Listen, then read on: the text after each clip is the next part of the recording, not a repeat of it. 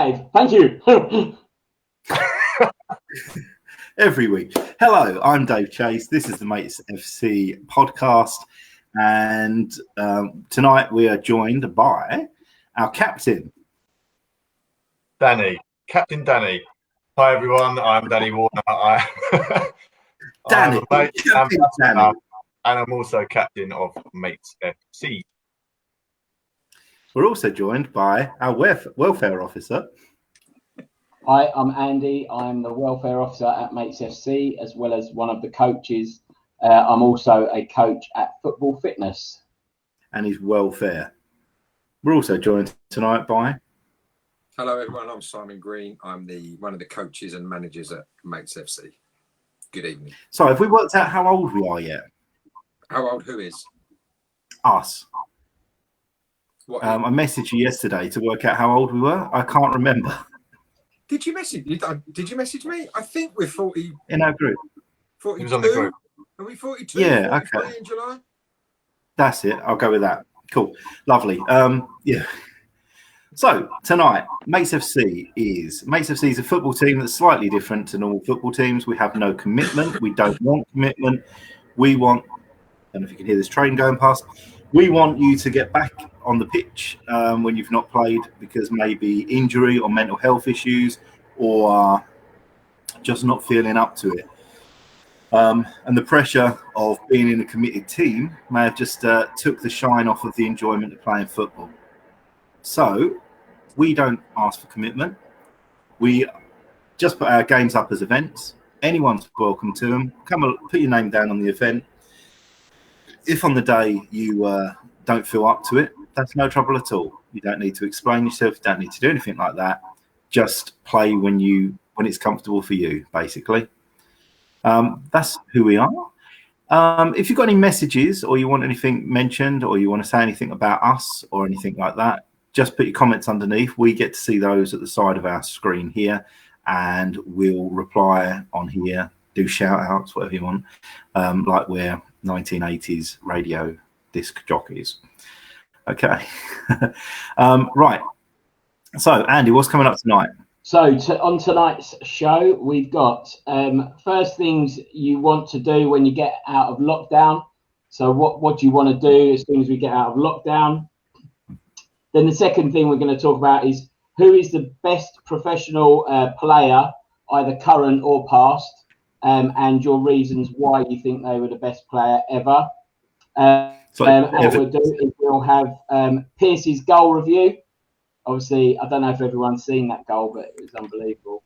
But what is the greatest professional goal you've ever seen? This and we'll just go through why you think it was the best goal and tell us a little bit about it. So if you get those comments in as well, and we'll read them out live on here. And how have you been keeping fit throughout lockdown? So give us some of your suggestions, and we can share it on here. Because it's hard if you're like me and been sitting at a computer and eating biscuits, then that's not the way to keep fit, apparently. So just get your tips on here, and then leading on nicely from that. As Mates FC, we've been doing the end-to-end challenge. So some of the guys have been doing the end-to-end challenge. So we'll do current standings on there and what targets we are to get to the next checkpoint. I think we've been doing, everyone's been putting some great miles in. Even my 0.6 counts to something. So keep that, and we'll go a little bit through that for everyone who doesn't know what that is. And then the last one is just, again, we're just going to ask for any connections to a charity team. If you want to come on, and we'll try and get you on the show, that'd be great. And it'd be great just to, get your thoughts and anyone that would like to play us. It'd be great to start getting some of those in the diary because hopefully, touch wood, we'll soon be out of lockdown and playing again. So, yeah, get your questions in. We've got a few people have already come. So, Simon said, good evening, gents. Luke Barker said, good night. And then we've got Dave Robinson, evening chaps. Warner still in his lockdown hotel. Yeah, unfortunately he is, and he couldn't afford the £1,700 fee, So he's paying it off with dancing. I'm in Lenny Henry's premium suite. Yeah. Jamie McKenzie has joined us tonight, and he's managed to get it to work, so that's good. Gary Hurd, evening chaps. Great what you're doing. Keep it up. Thank you very much, Gary. Really nice. You may have a different view of this after we finish. And just Dave, just touching on your age bit, asking Simon how old he is. Believe it or not, I'm actually older than Simon. Yeah, no, that's what the other day it was my birthday, and his son asked his mum how old I am, and he said, "I can't believe it." And he's older than Simon. He looks so much younger. I thought you were younger, and thanks. I did genuinely thought you were younger than us. I always thought you'd be year below me. Younger than me. Was that sorry, Dave? I thought you was the year below me. I just presumed that, and that's why I've always sort of like treated you like I treat you. Okay, so that first thing, what are you going to do when lockdown is lifted? So if you can start getting those in, we can start reading them out. And in the meantime, Danny, what are you going to do when lockdown is lifted? I'm going to ask Dave if I can borrow that sombrero in the background. Is that sombrero? It's that's one of my. It's one cup from one of my bras. Oh, is it? Yeah. Well, I'm going to sit tight. I think is it Boris's Monday, isn't it? He's doing his speech. Yeah. I'm going to sit tight. If the pubs are, there's a rumour going around the pubs are going to open.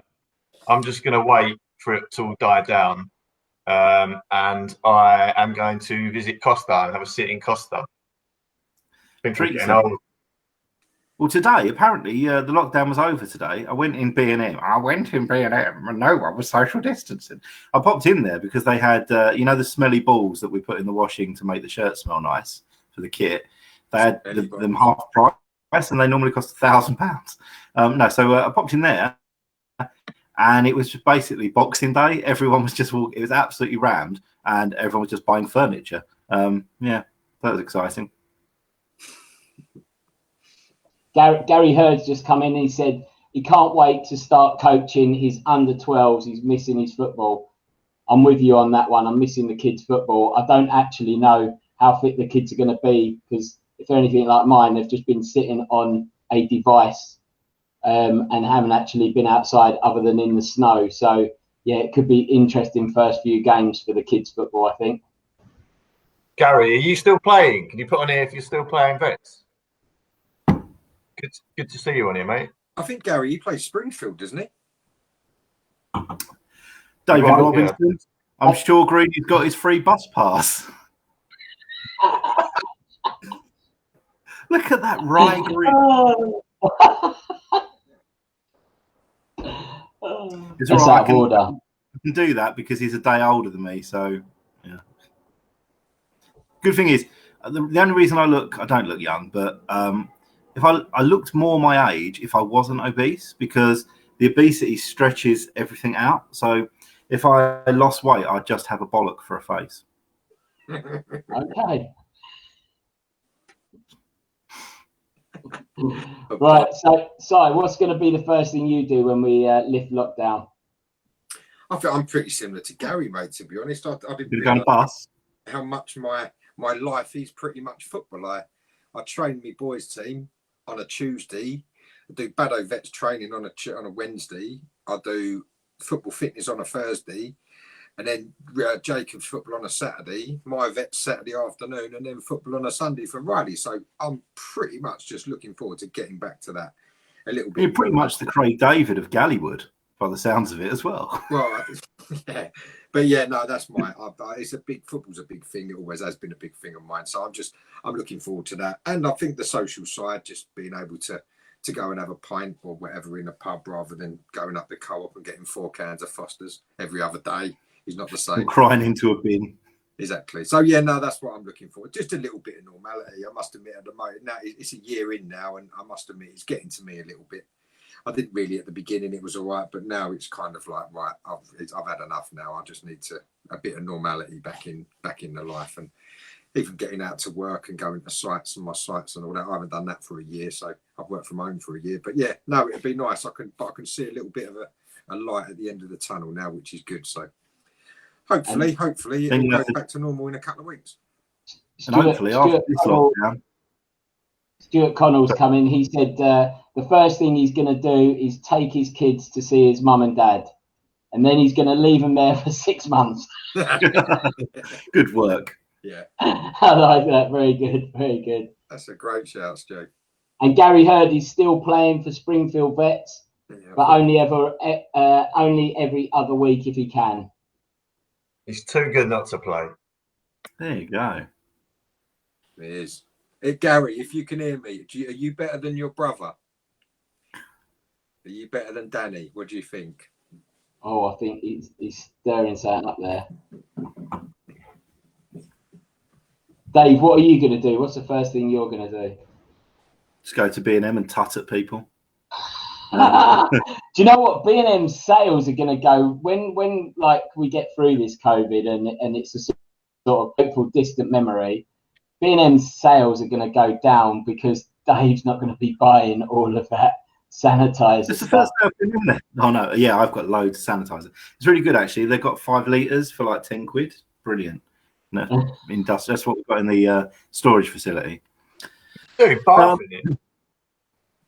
yeah, I'm just particularly. It's weird. I've always had white fingers compared to my hands because I've always used sanitizer. Like, I love it. Right, so the second part, the next part we were going to go through was who is the best professional player, current or of the past, and why? So if you can start putting those up, that'll be great. I know who mine is. Mine is, and it's funny enough, Danny. I know that you're looking at me expecting me to say Stan Collymore. It's not Stan Collymore. It's actually Maradona. I think in my lifetime, there's not been anyone better than Maradona. What about the Victorian times? I'm putting it out there. Gary Hurd, not even close to Dan, but my arse is smaller. Presume that means something to you. Are the Hurd brothers basically the Hurd brothers basically the Kardashians of Chelmsford? They are. Danny's a fantastic player. He was a fantastic player. Yeah, I was going to say that. Gary's probably better now. But who knows? It's like Dave Chase, isn't it? We weren't knowing this damn plays. I know. Jamie McKenzie, controversial, but yeah, I know. But yeah, Maradona is saying. Yes, Jamie. Who would you say your best player? Obviously, not De Bruyne or Gundogan or anyone like that. Who would you say your best player is in a Prem? Because I've written down Gerrard all day long. Gerrard all day long. The only thing I'm thinking about Gerrard, I just wish Gerrard had used some hair product.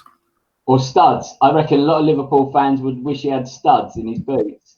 And hair product. No, but for somebody, I just think it's an all-round. That's a midfield. I know everyone's Henry. There's Beckham, there's Lampard and Scholes. I just think Gerrard as an all-round centre midfielder carried Liverpool for years and years and years. And all. He's my favourite footballer. It's got to be a match winner, isn't it? It's got to be someone that can just win a game. Thierry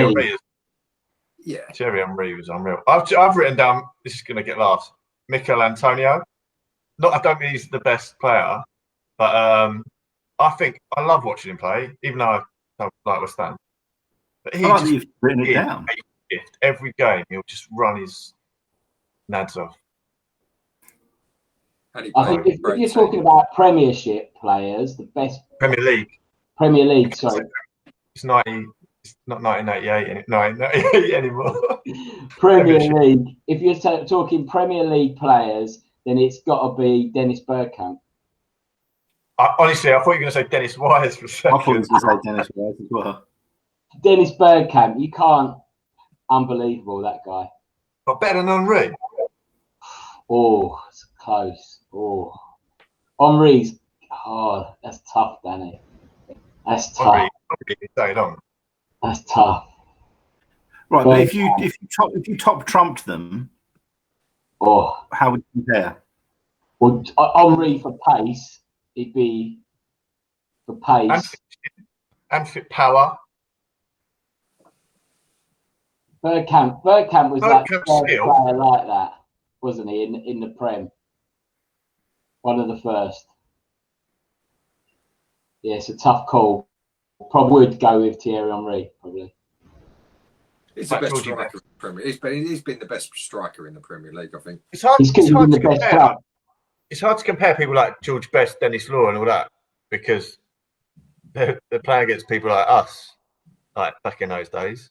Yeah, but you say people like that. Obviously, I appreciate that because I've never kicked football. But with yourself, how close have you ever got to anything? How can we word it? Professional. Tilbury United. But tell us about it. I was working for Lloyd's TSB at the time, and I only drove a 8 Ford Fiesta, and training was every Tuesday and every Thursday, and you had to drive to Tilbury for training, and I was doing it, and it was just like petrol wise, I couldn't afford it, and so I just knocked it on the head. But I probably wouldn't have like got in week out anyway. So yeah. Similar, Dan. I played for Barking and East Ham for about a season and a half, about 18 months. I think I played on a Saturday, and I think I got 75 quid a week I was getting. And I think, like you say, training Tuesday and Thursdays, and away games, and it was in the Ryman Premier. I think it was the Ryman Prem at the time. I can't remember. It was North. No, not Ryman North and South. I think it wasn't. Yeah, that's what Tilbury were. The one below. And it was there training at Barking on a Tuesday and a Thursday, and then playing a game. We used to meet at the Brentwood Centre on a Saturday morning about 12. And if you were playing at like, I don't know, Wingate and Finchley or Cheshunt or somewhere like that, and you played a game, you'd be back at 8 o'clock at night, and like I say, for 75 quid a week, it was covering me petrol, and it weren't really worth doing. So, yeah, mine was 50 a week, and it was the season they got Chelmsford City in the cup, and I dropped out before they got City in the cup. Fuller's played on TV, and I think when he was playing for City at the time. I can't remember exactly. We've got a couple of messages come through. So Stuart Connell, Greeny, Sunday League is the best you got,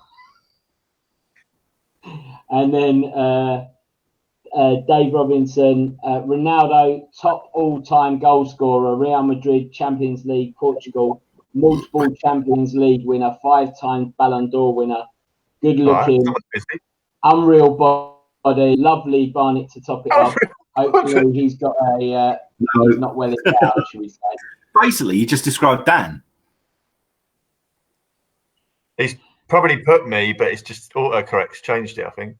Yeah, I never won the Ballon d'Or. I got with Dave there, actually. You sure? Ronaldo's very, very good, isn't he? Very, very good. Ronaldo's great. He's a good player. He's not Messi, though, is he?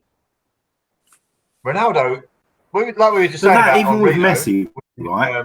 I was a go on. John. After you, sir. No, I was just saying about. So I was talking about. What?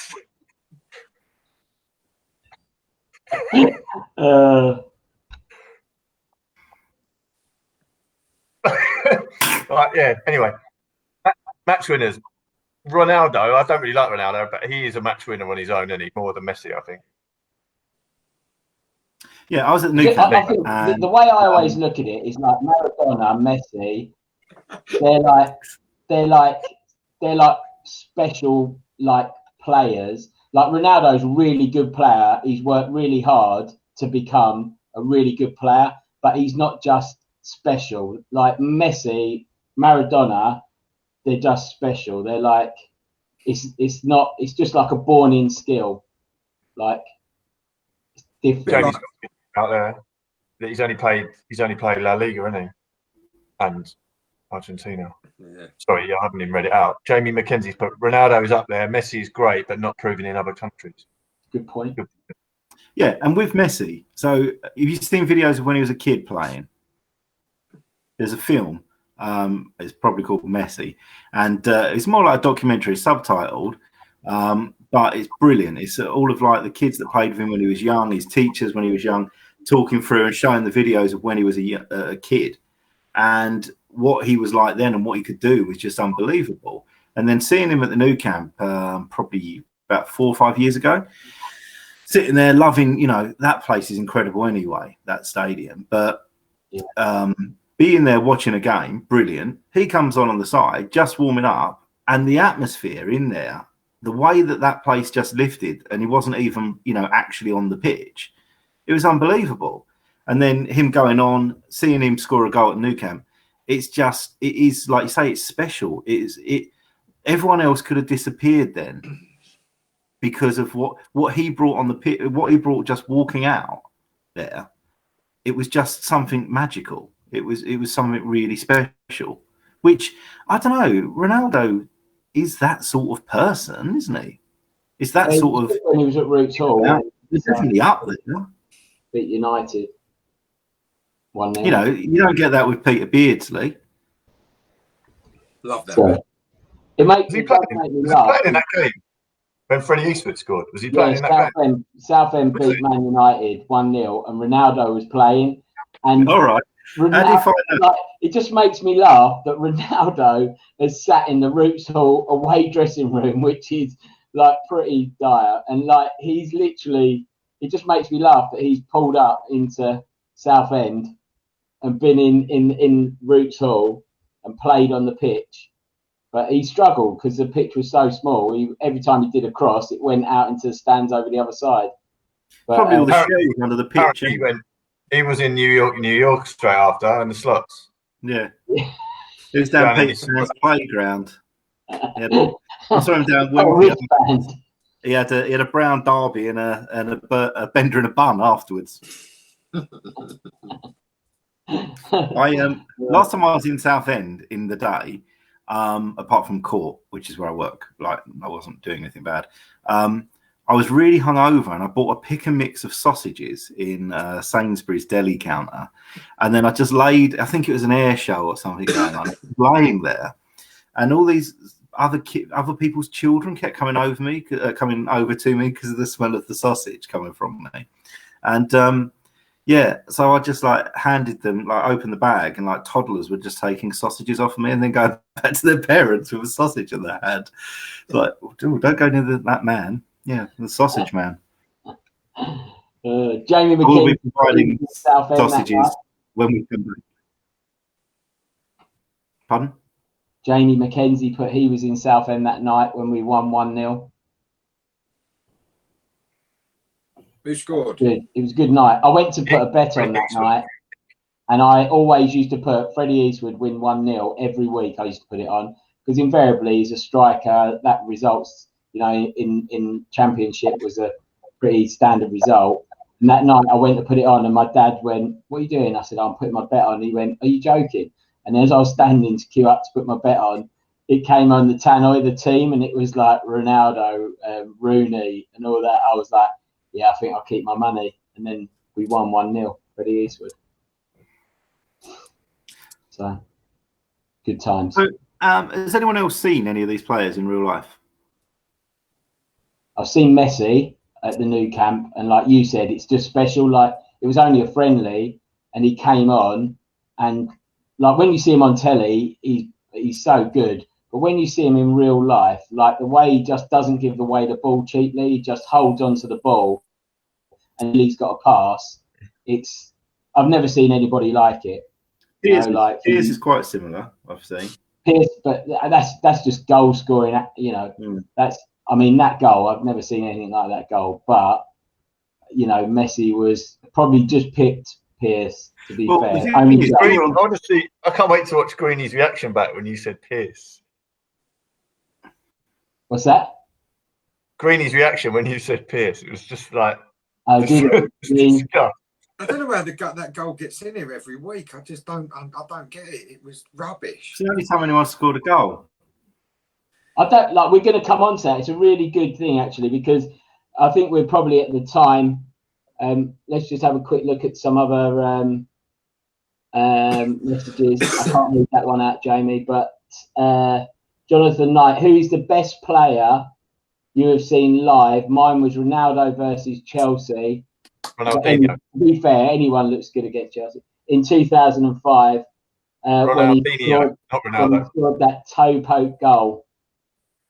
Yeah. Andy, Yeah. Ronaldinho.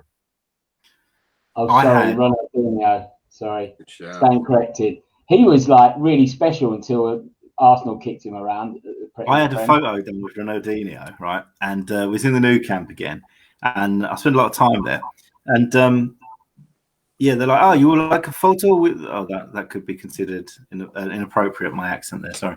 The person was like, "Oh, would you like a photo with one of the footballers?" And there was like some when we was down at the pitch, it was on a tour.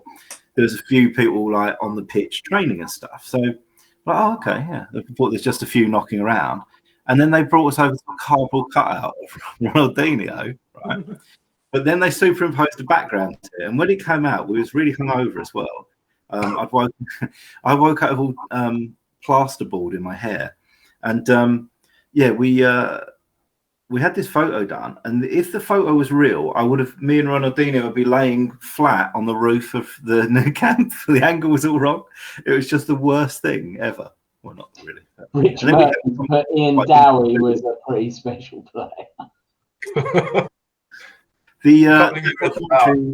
That film documentary about Messi is called Messi, and it's brilliant. Yeah, Dave Robinson's seen it and he agrees, Dave. He said it's excellent. And Messi is his personal favourite of all time, but Ronaldo's achievements outshine him.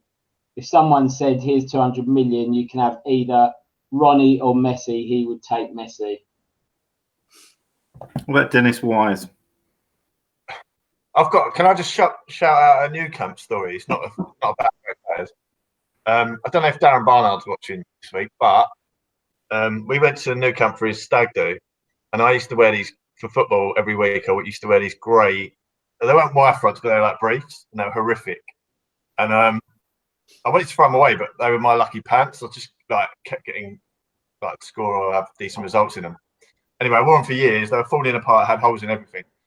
And for a sort of send off, I thought it'd be good to take them with me to Barcelona and leave them in a special place. So we went to watch Barcelona Villarreal. I can't remember if Messi was about. It was 2008. Can't remember if he was playing or not.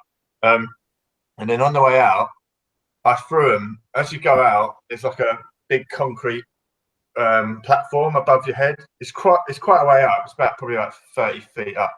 And I just screwed them in the ball, huffed up there. I've got a photo somewhere. I took a photo of them. And honestly, I think they'll still be there. I can't imagine anyone would go up there to get rid of them. And also, Nou Camp is although it's a legendary place, and they are doing a lot of work to it now, aren't they? Because they're making it into the new camp. But it's basically the multi-story in Chelmsford. Nou Camp, yeah. The new one's going to be called. Doesn't look much on the outside. The new camp.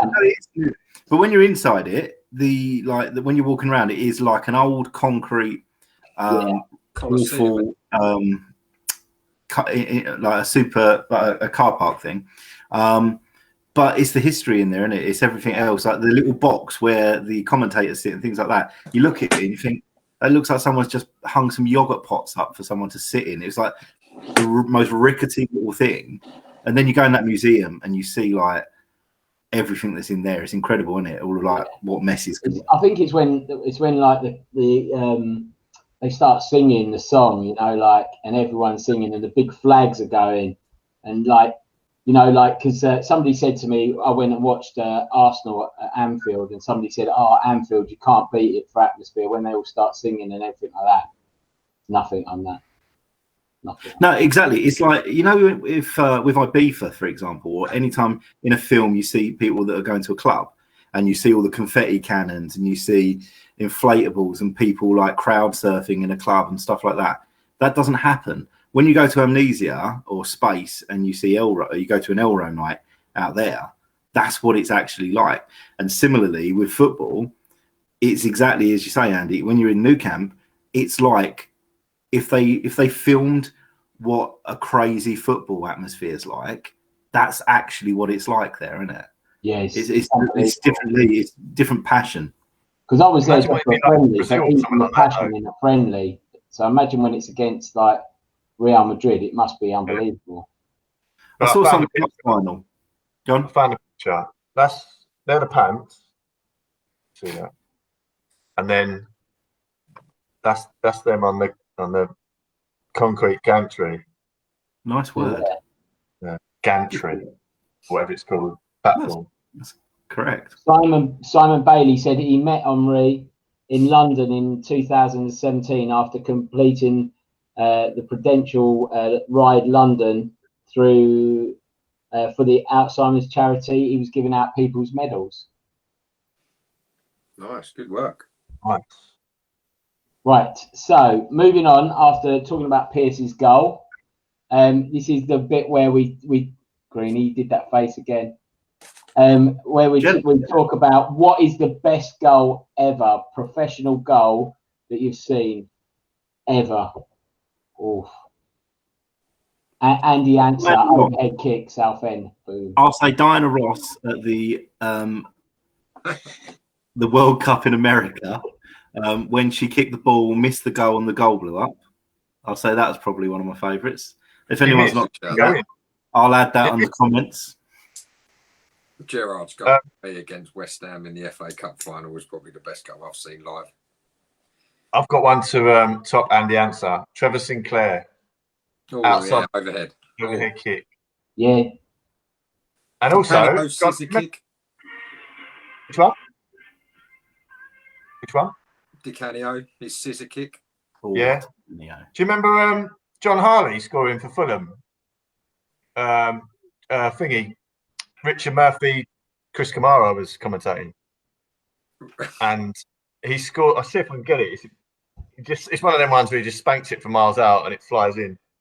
Trevor Sinclair. If anyone's got any videos of their favourite goal from YouTube or anything like that, put it in the comments underneath and everyone can see them then. Chris Kamara's review, Trevor Sinclair against Derby. Yeah, that's good. Chris Kamara's on the comments of it. Benfica 1, Arsenal 0. Yeah, should we leave that? Are they losing again, Andy? Sorry, I can't. You crackled up there. Got a bit muffly, have I? Di Canio versus Wimbledon. Richard Murphy said. Yeah, I was sitting next to Rich when when Trevor Sinclair crossed the ball over and he scissor kicked that. Great goal. The Freddie Eastwood free kick was pretty special. 1-0 against Man United. Southend, I don't think they are anymore. I think there's another club as well, but Southend are the only team to have a 100% record against Man United. They only ever played once and won it. 100%. Did they beat Man United? What's that? Did they beat Man United? Did I not tell you about that? Who was playing? Van Persie against Villa. Can't remember that one. I think that was Rooney. Was that Rooney's that ball over the top? And he went over and volleyed it. Van Persie? Yeah. Rich Bastian's just put a video up. If you you can look at that on your phone, can't you? Who's that one of? There you go, and Saka's just scored. 1-1. Get in, Saka. Thanks, Richard Murphy, coming live. Dave, what was your one? What was your one, Dave? Mine's Diana Ross at the. Oh God! Yeah, but whoever runs along things it and then scored. What about Beckham's free kick against Greece that sent us through? Yeah, that was pretty good. Was that the Euros or the World Cup? No, it was Euros. Oh, was it 2002? That was. I remember Nigel LV, Di Matteo, 97 FA Cup goal. That was the 42nd one, wasn't it? 40 goal inside 40 seconds. Yeah, that's it. Mark Hughes v Wales. Yeah, that was a scissor kick. Yeah, that was like Pierce's goal. Mark Hughes' goal. Oh, look at him biting his lip there.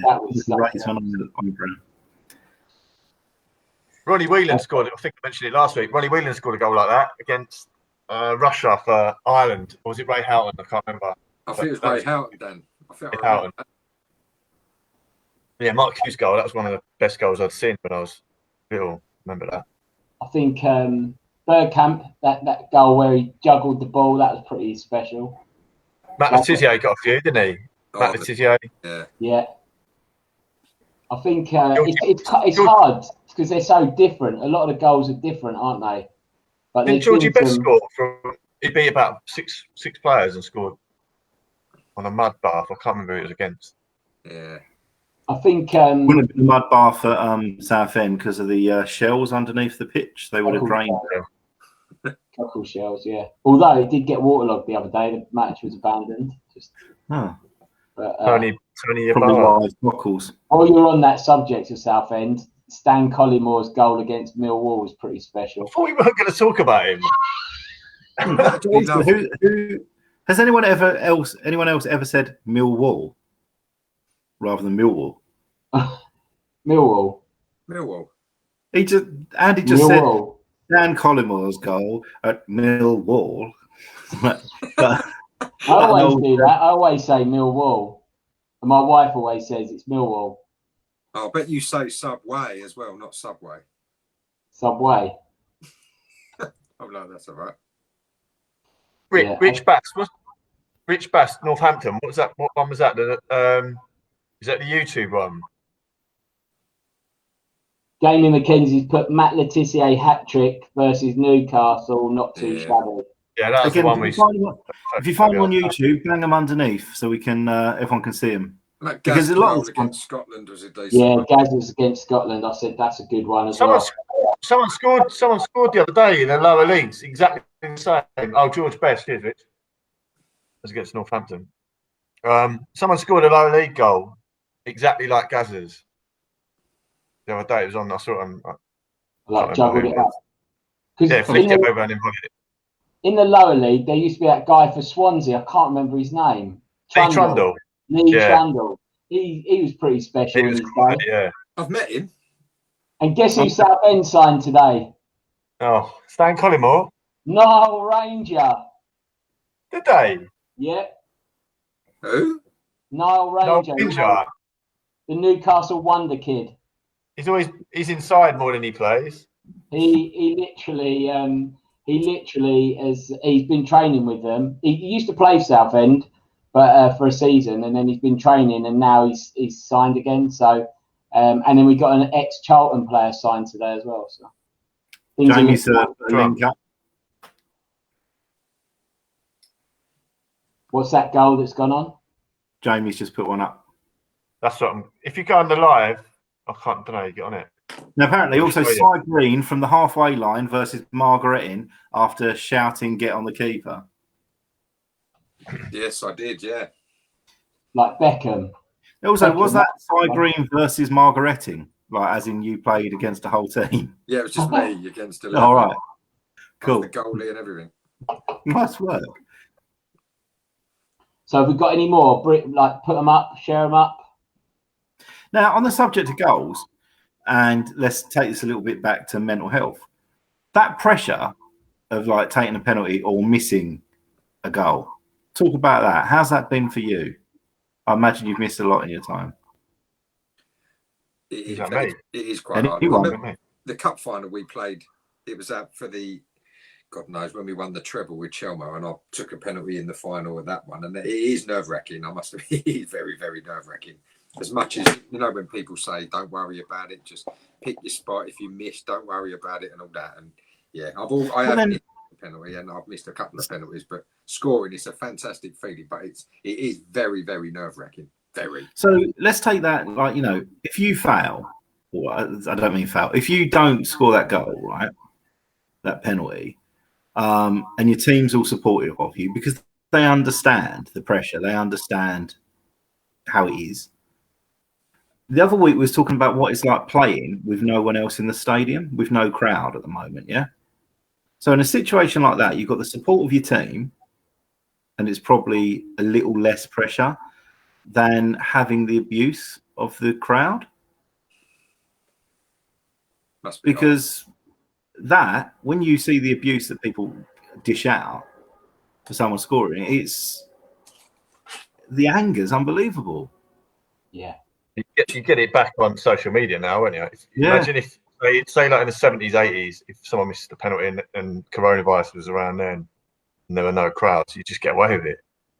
You might see the old person in Tesco or wherever it was back then. Beating yourself up, which naturally would come after missing something like that, especially if that's the thing that makes the difference, the thing that loses you that game or loses your team that game. That must be horrific anyway.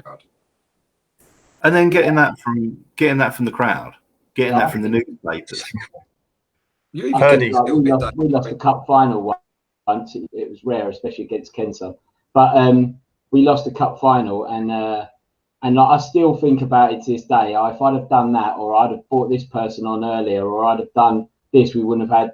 And like, I still beat myself up because I feel like I lost it for the boys, and they'd like done everything they could, but my decision making, and like that was just a Sunday League Cup final. You imagine when there's 90,000 fans watching you, or you know, and to Dan's point, that are going on social media and everything, it's like, yeah, it must be immense, you know, like.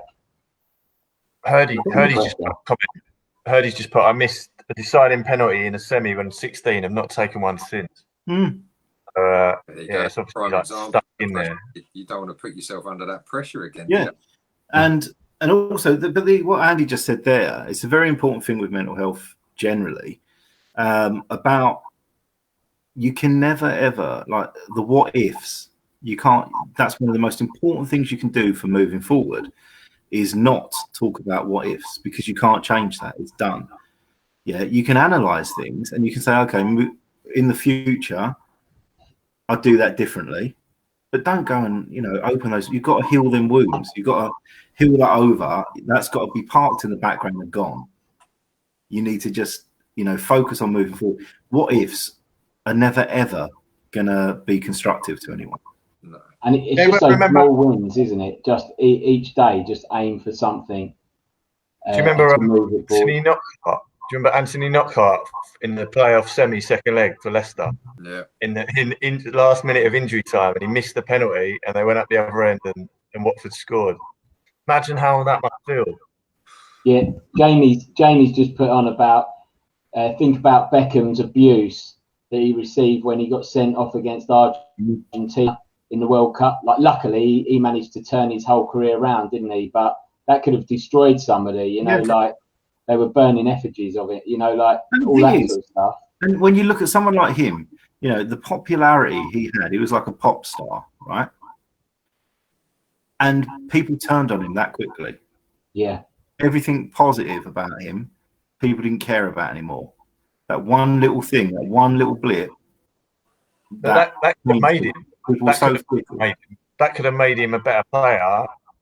From that happening, he might have, like, without it happening, he might have not become or gone on to be such a legend. He might have just used it to drive him forward and make sure he never did that. He didn't do anything like that again, did he? So he's a human. It showed he was a human.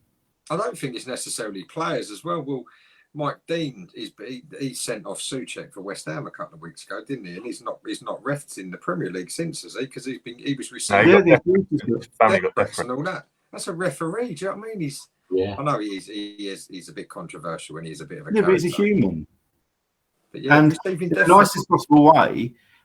You know, it's all very well that we're all armchair pundits sitting down a pub, and why has he put him on? He's rubbish. He's not rubbish. He's doing that job. You're not.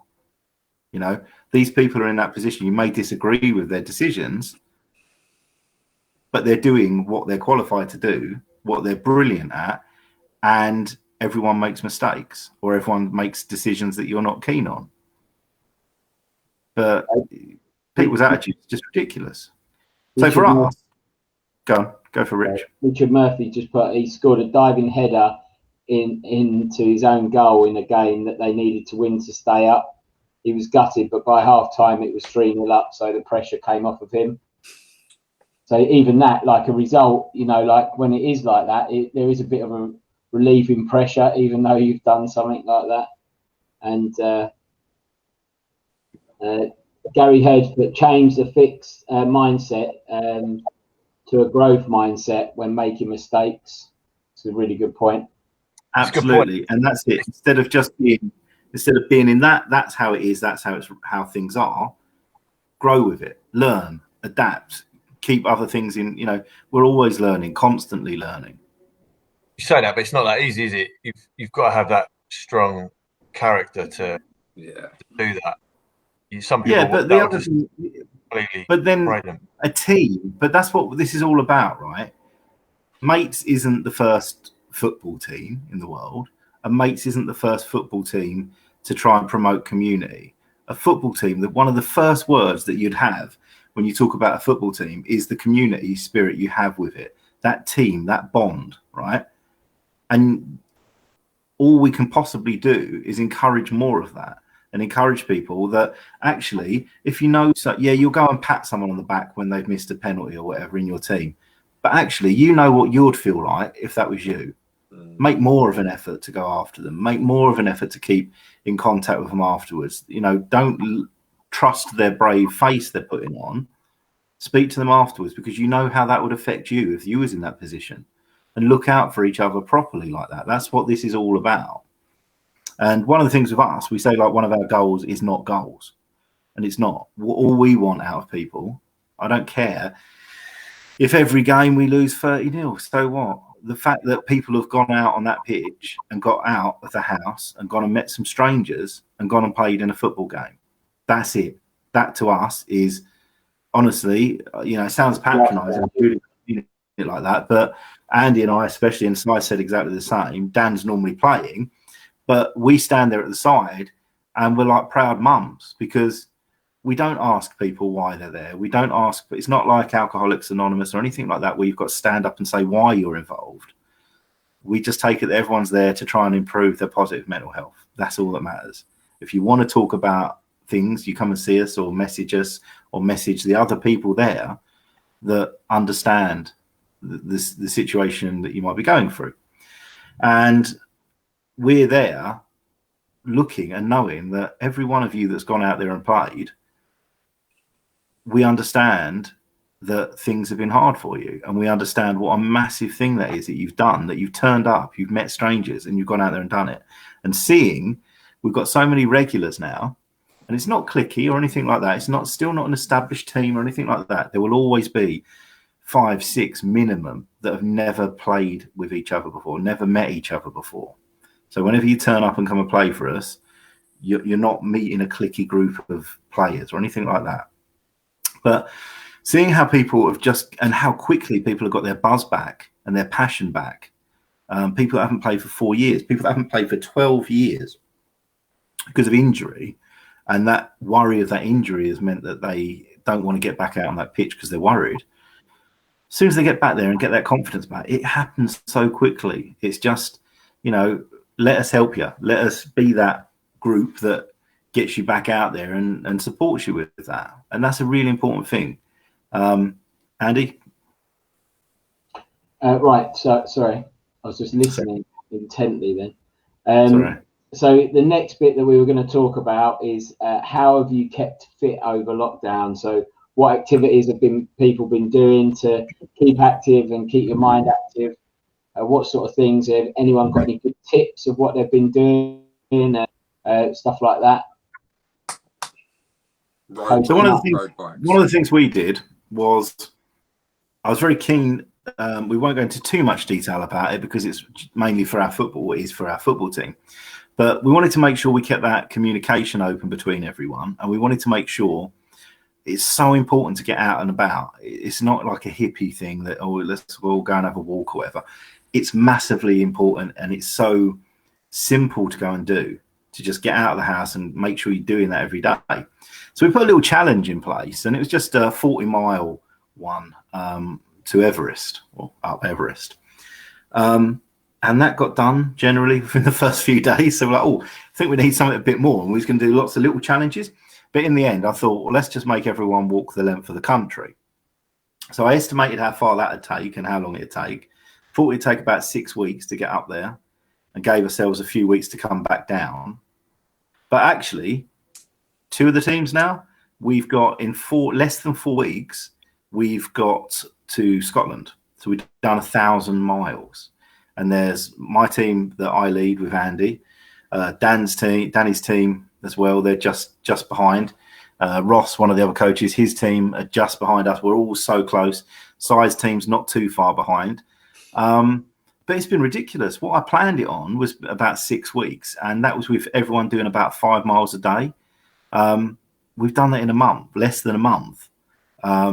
And it's just been brilliant, just seeing how people are getting out there. And I purposely weighted it that we've got quite a long distance. We've got to go a little bit faster coming back because I'm trying to get everyone's fitness just keep ticking over and then push it more for the last few weeks before, to take us back to playing, because we're not going to have that opportunity to have much of football training or anything like that before we get back out there.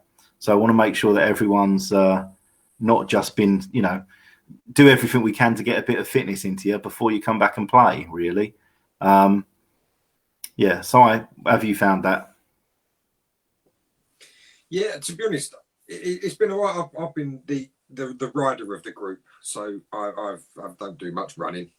I prefer more riding, but I think last week it took a bit of a hit with the snowy conditions and all that. But yeah, it's good. I've done it when we're doing these challenges, Dave. I've done it for the last couple of years or so. Just try to get out and about and keep myself a little bit fit and do bits and pieces. Go on quite a lot of walks with the kids and all that with the wife and the kids during the lunch breaks and things. But no, I've really enjoyed it actually. I'd like to do a little bit more, I must admit, but it's getting the time. Obviously, working at home and all that as well. Getting the time, but yeah, no, it's been good, really, really good. I've tried my best to keep as fit as I possibly can. Anyway. And the thing is, every team we've all got different levels of things. So I'm just walking because I can't run. Don't do bras that help me on running.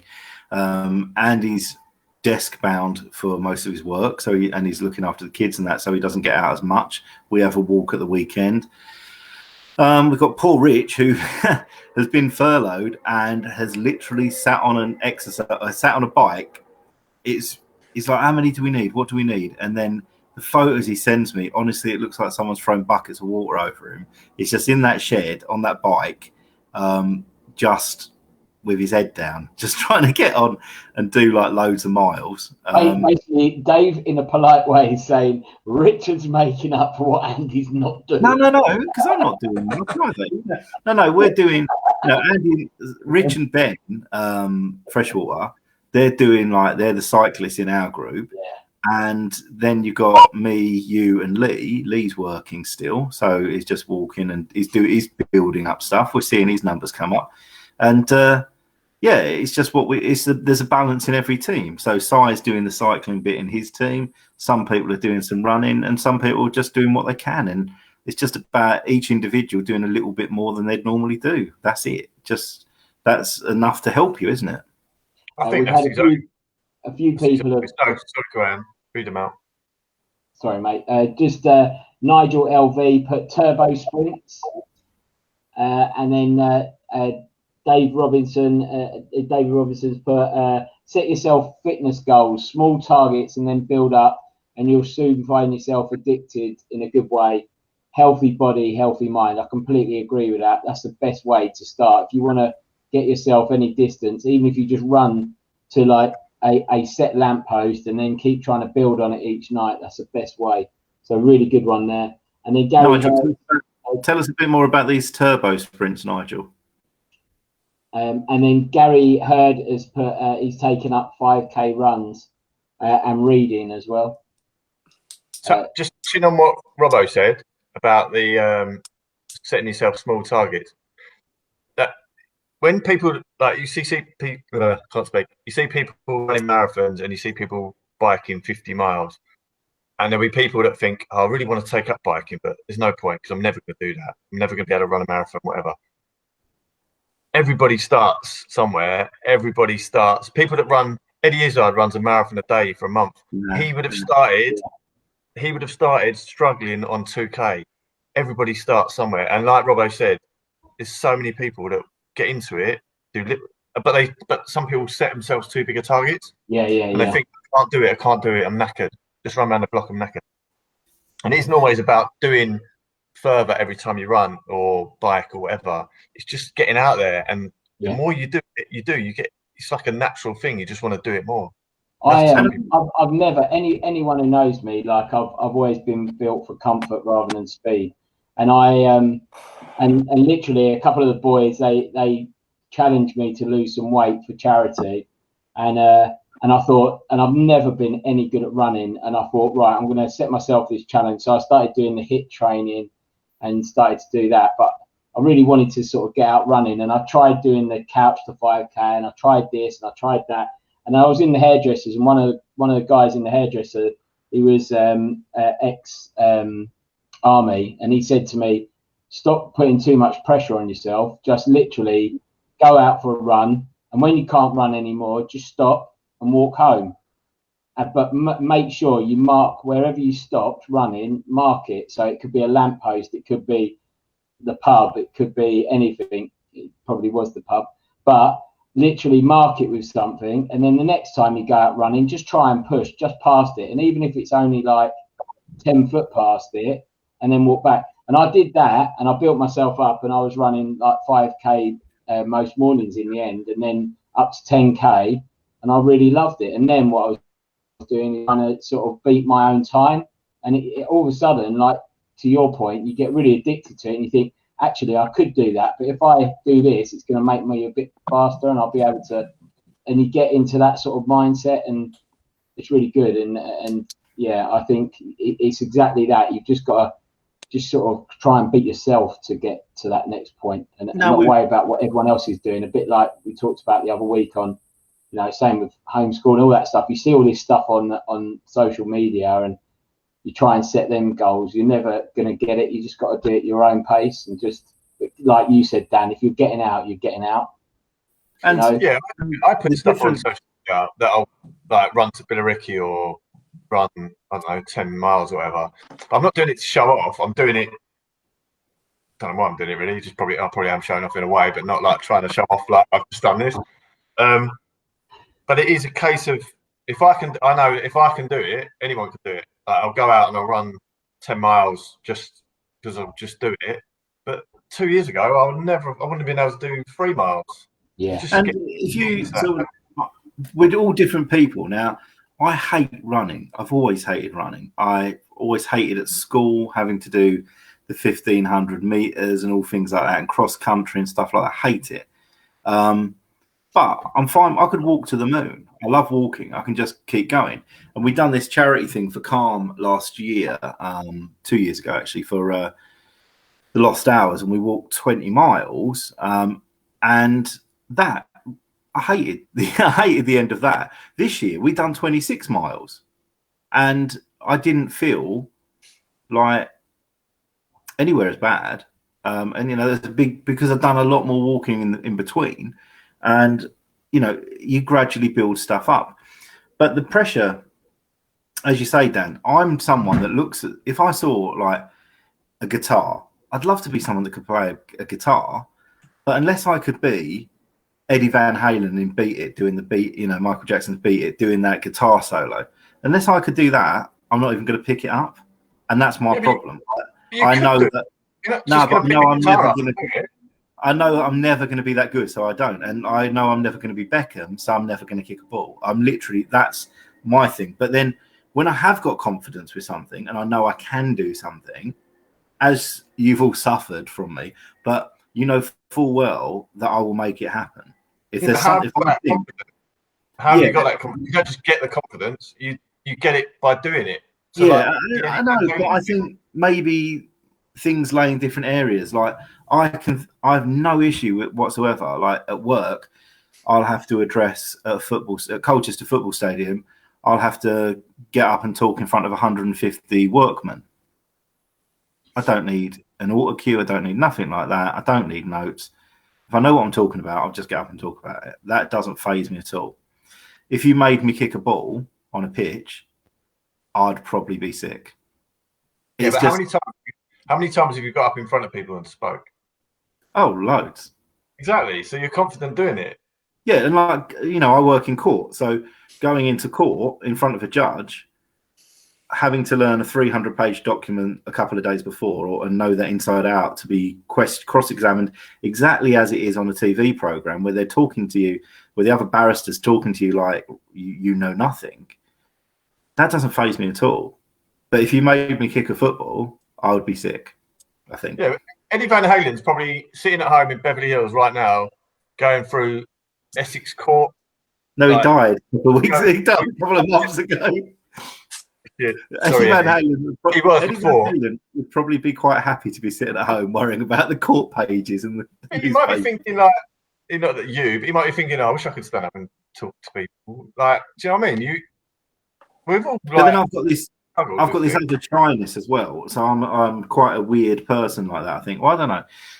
I am really shy on certain things. So I was in France once, and that shopping centre at the end of the Eurotunnel, and I was in there, and I ordered a couple of pizzas, and I ordered it in French because I'm flash like that. And then, like within minutes, they brought these pizzas out, and one of them had an egg in the middle. I thought, oh, I didn't order that.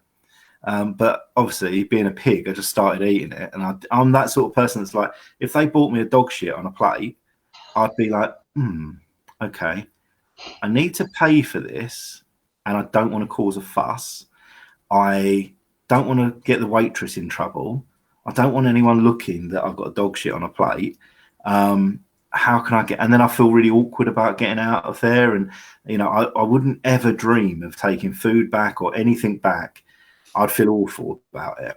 And I get really, really shy. And everyone's like, oh, just take it back. Go and get the waitress. No, don't. It just breaks me. I hate it. It really, that gets, that's my sort of weak spot, if you like. So I can be really confident and I can go in court and argue all day and get shouted at. But if a packet of crisps was out of date that I bought, I wouldn't even dream. Or if I bought a car for someone and then I got it home and it had no engine in it, I'd be like, oh, all right, okay. I don't want to make a fuss. I'll just put that in the garage and forget that ever happened. I'm quite weird like that. I'm really shy with certain things. We've got that's experience, isn't it? Sorry, that's just experience of doing it. If you're not used to doing it, then you haven't got the confidence. I think the thing is, I don't like. The biggest thing that is my kryptonite is people doing things for me. Like, if someone bought me a pint and I didn't have any money on me, I couldn't accept that pint off of them because I'd feel awkward. I'd feel really, really awkward that I couldn't pay them back. Or if someone does something for me, I'd feel really, really awkward about it. I don't like it. Which with you lot, I can polish your sombrero for you if you want. You can polish my sombrero. It's at the wrong angle at the moment. I need to move that. Nigel put so beating people on Strava, but then he's also put so do you think Strava is a friend or foe? On the subject of Strava, just quickly jumping in there, we've also got Mates FC. I've got a company called Mates, which is a community interest company, mental health group, and we've got about 1,500 people from about 60 different countries. So there's a Facebook lockdown community of that where people can go and talk about their problems and how they're feeling. Mates FC is part of an activity of that. We also have weekly walks, we have weekly drop-ins, we've got a running club, we've got a walking club, we've also got a cycling club, we've got a golf society as well. So anyone that does want a bit of a community around them with Strava, there is a Mates. If you go on Strava and look for Team Mates, there is a team on there, and a couple of people from here, from the football club, are on that as well. And you can post your stuff there with each other from here. It's something we'll push a little bit more later. Danny, you have a smirk. Talk. I just read Robbo's comment. I was just saying, sorry, Nigel LV put is Strava a friend or foe? And then Jamie commented about the army ruined his enjoyment of running. He started to learn the bass guitar during lockdown. Maybe he can give Eddie a run for his money. But yeah, Robbo has also put friend as long as you're only competing against yourself and setting your own goals. Sign up to 5K, 10K, half marathons. So you have targets. It's the only way to improve and stay motivated. I know people who won't join Strava because they're worried they'll be judged. Yeah, I know a few like that as well. Yeah, that's exactly it. You don't. I've put back to Nigel that I find it drives me to do more for two reasons. One, from what I've done. So if I've done, I don't know, 10K in 54 minutes, the next time I do 10K, I won't bust the gut to beat it, but I'll be looking to see if I've beaten it, and it will drive me to try and beat it. Having said that, you look at other people as well, and if there's a guy, one of the dads from school, he does he'll do 9 to 20 miles a day, And one Saturday a few weeks ago, he and his mate got the bus to Stansted, and they ran back from Stansted. And I was just like, why would you do that? But then people say that to me about running to Billericay and go, why would you do that? It's just everyone's different. And then Robbo's also put, be good to see some activity from me on there. But I'm injured, so I'm sticking to walking at the moment. Robbo. Yeah, Golf Society, Robbo, I presume that is, has said on there, if you go on Mates, so what you're on at the moment is Mates FC page, right? If you search Mates group, so not Mates FC, Mates and a group, and you have to join, you obviously just click it and it joins. But if you click that, we'll be putting events up in there for the Golf Society, for cycles and things like that. We're working on them in the background at the moment, but golf's going to be one of the first things back when lockdown's over, because it's a very safe place to play. And Andy here, the logo, by the way, if you need to see it. Lovely. That's what it looks like. Yeah. Andy here is an old hand at organising golf society days and things like that. So we'll have some stuff there. We will put stuff on the Mates FC page as well, because we know it'll be useful to people there as well. And again, same thing. Don't matter if you're rubbish. Don't matter if you've never played golf in your life. We're not competing against each other. We're here just to get out of the house and just hit things. Right, hit balls of all sorts. Danny, what's happened?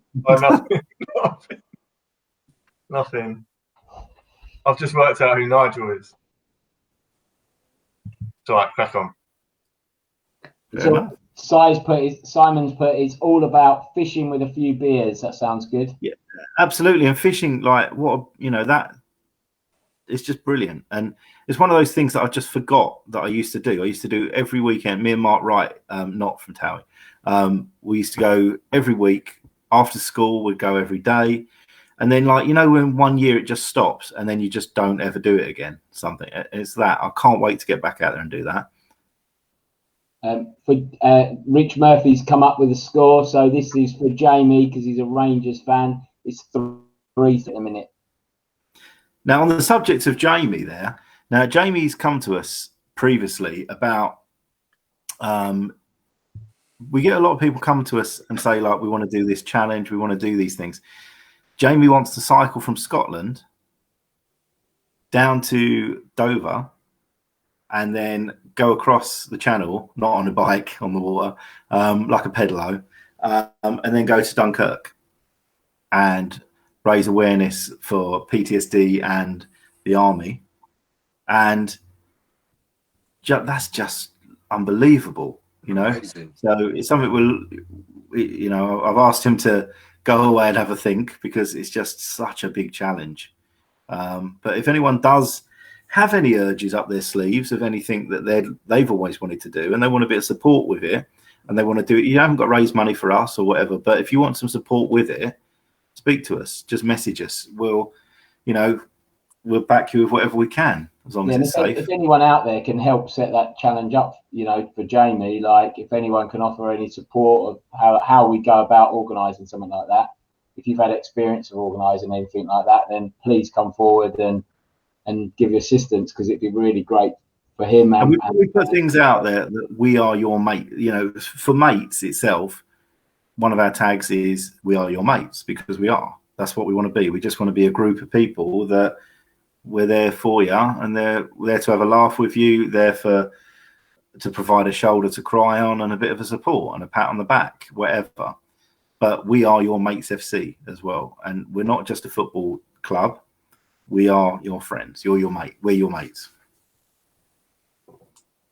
Whether you like it or not. I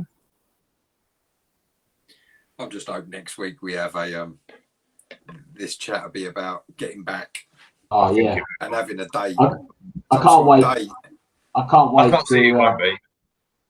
I can't wait to get back to football fitness on a Thursday, and I just like getting with that group of players, and obviously the Mates guys come along to that now as well. So just get everyone back out there again doing fitness, like they can actually do it together. So, you know, anyone who enjoys football and enjoys, you know, wants to get fit, again, there's things like football fitness on a Thursday night over at Chelmer.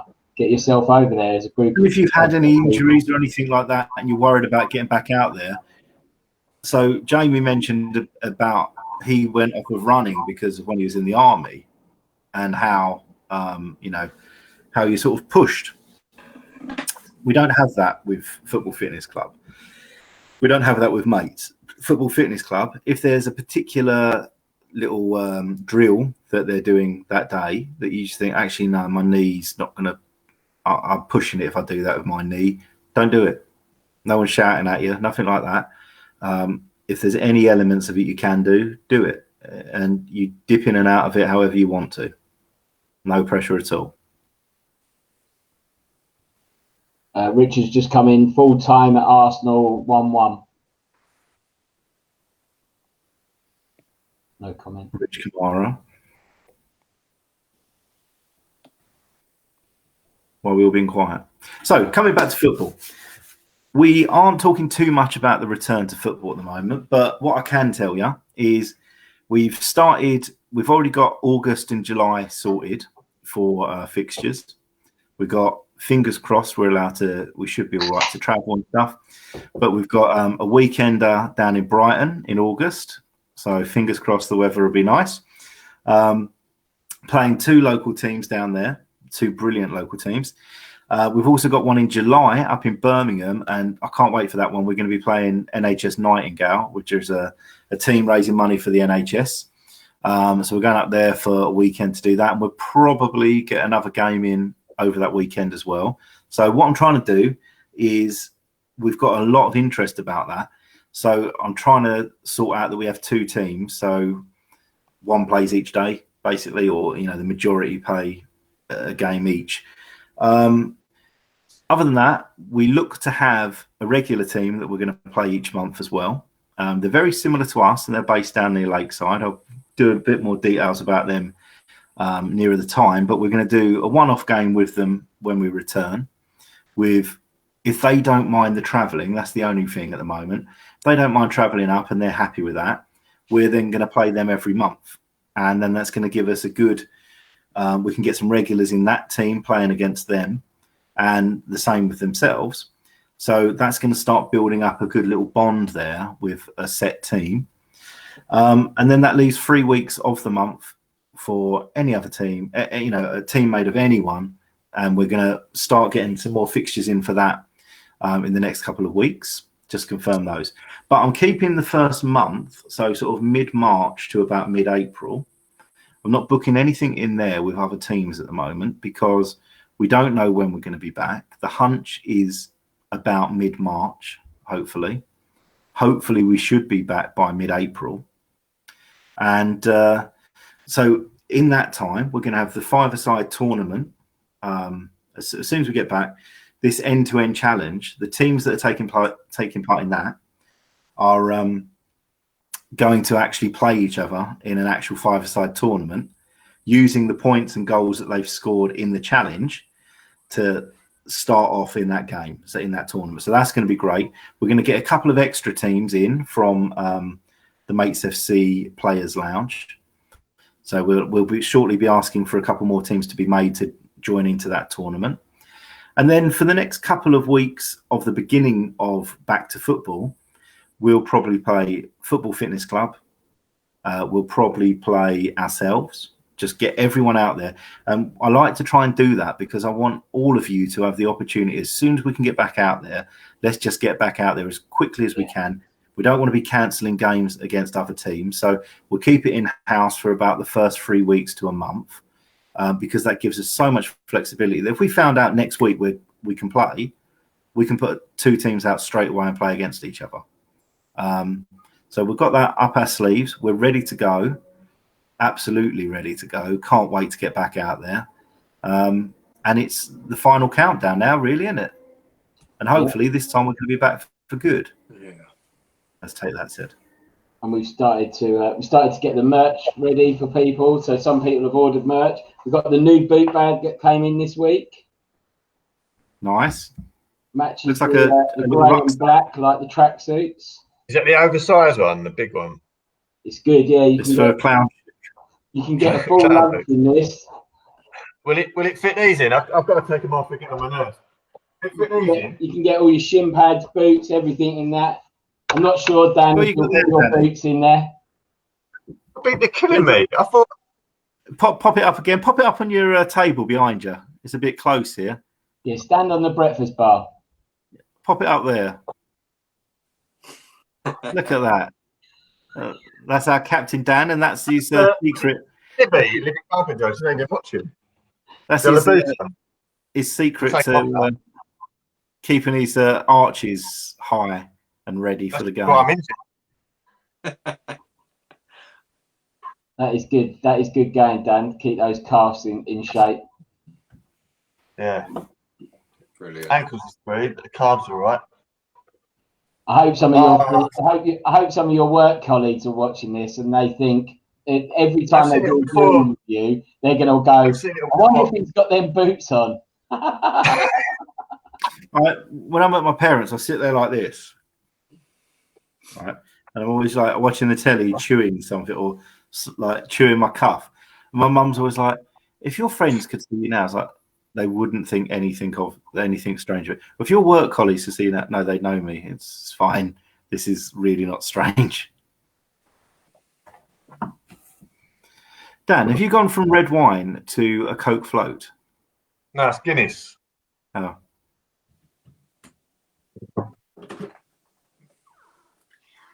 It's almost the weekend, isn't it? I couldn't do that. Almost. That's why the boots are on. That must be what it feels like for a woman to take her bra off at the end of the day. Honestly, my feet I can just feel my feet throbbing. So nice. How long you had them on, Dan? All day. Since we went live. What's the time? I don't even know what the time is. Was it 10? 10 o'clock? Hour and a half. Oh, Dave, we've had Dave Robinson's put. So, how do we sign up for Mates FC, lads? Age, categories, or just free for all? So, do you allow from south of the river? Are we talking about the River Chelmer, the Weird, the Thames? Yeah, anyone. So basically, if you look on this page on Mates FC, what you're on at the moment, if you go to the top under the picture of Mates FC, there's a little tab that says events. You might have to scroll that way. That doesn't really transpire very well, does it? Yeah, so on there's events. And if you have a look through that and find the actual games, and we put in there what the requirements of that game are. And that's not like you must be 6 foot or anything like that. It's a 5-a-side game. It's a full side team. It's just what it is, where it is, and that's it. So we don't have an age limit as such, but we don't want to put anyone we don't want a load of big scaffolding lads kicking children over or anything like that. So yeah, put people's names down. You just click on there as interested in. You either put interested or going, and then on the week of the actual event, we contact you, set up a little chat group with everyone that's put interested or going on there. And if at that point you're like, oh no, I don't actually want to do this anymore, just leave. That's fine. It's no trouble. And if not, we start getting a little bit of a bond together over that week, sort out where we're going to meet, give all the details about the kit we're going to supply you with, all that sort of stuff. And we go from there. It's all free. We've got a home ground. But if anyone wants to play us and we'll come to them, we can do that as well. That's it, really. It doesn't matter how old you are. Like Greenie still plays in the odd game. So, any age at all. If you can go on there for 10, if you can go on there for 10 minutes and you're happy with that, you do that. If you want to stay on for the whole game, stay on for the whole game. We ain't going to be dragging you off. We're not going to be forcing you on there or anything like that. It's just give us a shout, give us a wave if you want to come off the pitch, and that's it. It's all very calm.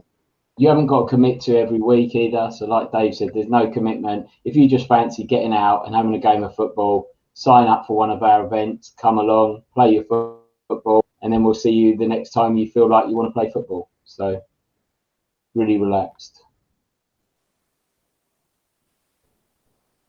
Good. Okay. Why has everyone gone quiet? Don't know. It's all gone quiet. Good silence. Yeah, we generally play. Our home is Saturday at Molsham High School in Chelmsford, and the times we'll release those shortly. But we're going to be a little bit later than we were up till now because we've got a slightly later session. But it's Saturday afternoons down at Molsham. Free tuna and egg sandwich in the bar after. Unfortunately, bars aren't open, but I can whop out a tuna sandwich for you. That's not a problem. And I'm partial to an egg. I always remember once I shouted in the face of a lady in boots because I was in Bluewater, and there's that American sweet shop there where you pay £50 for a box of cornflakes, and I've got like a massive, what are those things a gobstopper? Got a massive gobstopper. And it was like the size of not as big as a tennis ball, but quite big. These are earpods. And I had it in my hand like that. And I was in boots. And I was an adult. I was like 30. And I was with my mum. And she's like walking around looking at perfume. And I was like just licking this massive gobstopper. And then out the corner of my eye, I was like a massive fat child. I looked out the corner of my eye. The woman from like Clinique was looking at me, and I just looked at her and I went, "It's not an egg. I'm not licking an egg." And then I was like, "Oh my God, what have I just done?" So still hunched over a bit. It was right near the door. I remember exactly where I was. I went out and I got out into the middle of the shopping centre. I was like, "Oh my God, like I've just shouted, I'm not licking an egg at a woman in a shop."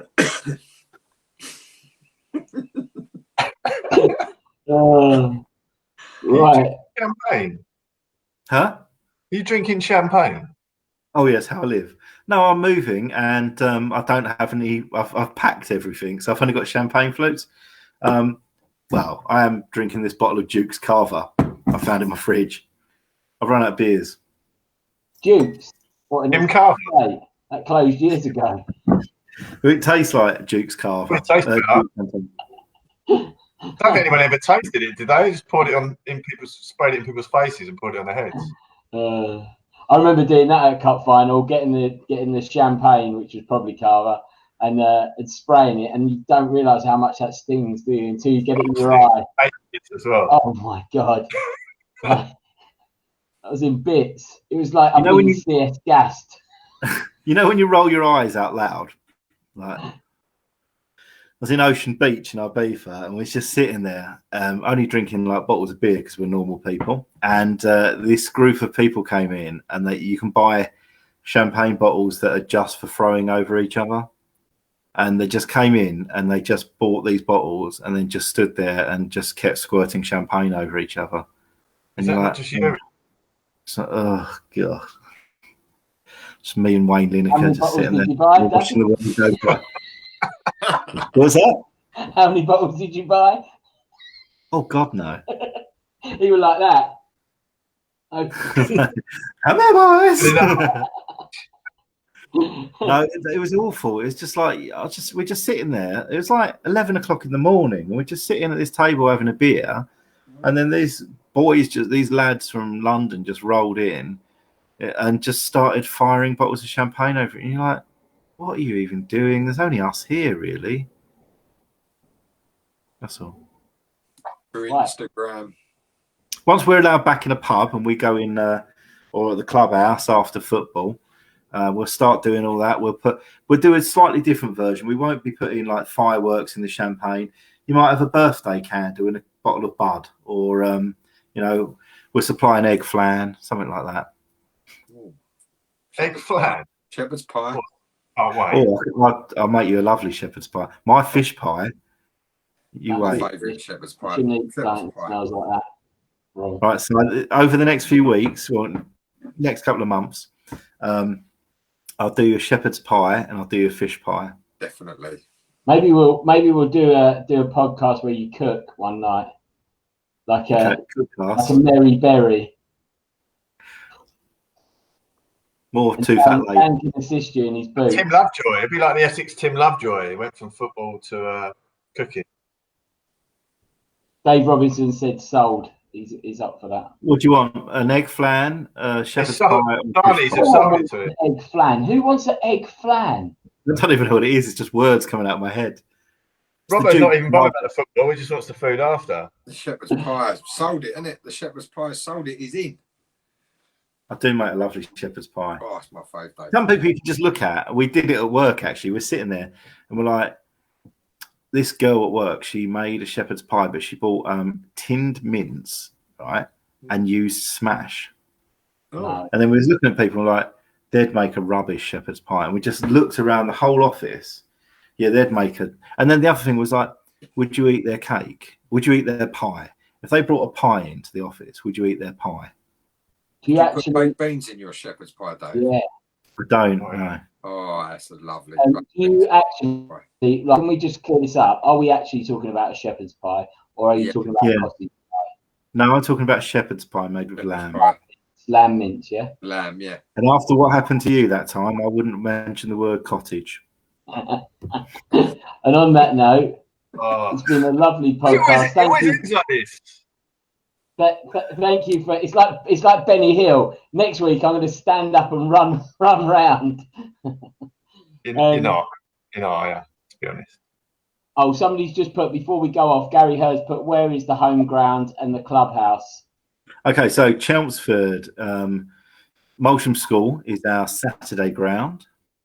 There isn't a clubhouse there. We will shortly be using the Wheatsheaf when that reopens as our clubhouse in the town centre.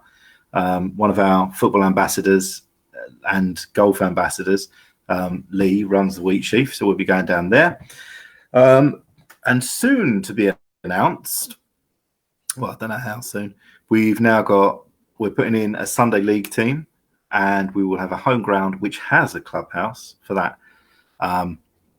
The only delay on that at the moment is trying to sort out the kit colours, and because we've got a grass pitch, I don't want grass stains on anything because I'm a bit like that. So we're just going to make everything green or black, basically. But once we've decided how I'm going to wash the kits, then we'll have a team. Okay, that's it. 3G, 4G, isn't it? 4G. Yeah, 4G. It's a lovely pitch. It's 3G, just means you get all those little crappy black rubber things on it. Yeah, and do you know what? Yeah, so during COVID, we have to put things in place for COVID, right? And you're supposed to all take your kit home. FA regulations suggest that you take your kit home and you wash it yourself. However, because you all wear the same, we have the same kit for everyone, basically. We want to make sure that it's thoroughly, what's the word? Sanitized. Thoroughly sanitized. So I've got a sanitizer and stuff like that goes in the washing machine. So I take all of it. I have a new hatred, and it is people that don't turn their socks back the right way. Because every single sock I have to put in the washing machine, right? If I don't turn it in, I've either got to put my hand in there and turn them inside out, right? And then I get, especially if it's wet, I get all those rubber bits all over my arm and all over my kitchen floor, which is white. Or I throw it in as they are, and then when I take them out and turn them inside the right way around to pair them up, all of this rubber just falls off everywhere. The other day, I opened that little flap on my washing machine, and a rubber tire just fell out. Warren G, regulate. We're playing on Warren G. You sound like every kit man across the land. I'm sure that every single kit man is all put your socks in right way, put the socks the right way. No one ever does. Everyone just chucks a kit. I'm still finding them black bits, and we haven't played. I know, yeah. I reckon. Imagine all the sewers like when you get in the shower. Yeah. I don't take my socks off. If I'm kitted up, take my socks off in the shower because otherwise it just goes all over the bathroom. There must be like 10 tons of it in the sewers. Well, the thing is, how it's been, I think they said they redo it. I think they said they redo it every 2 years or every year, like the rubber.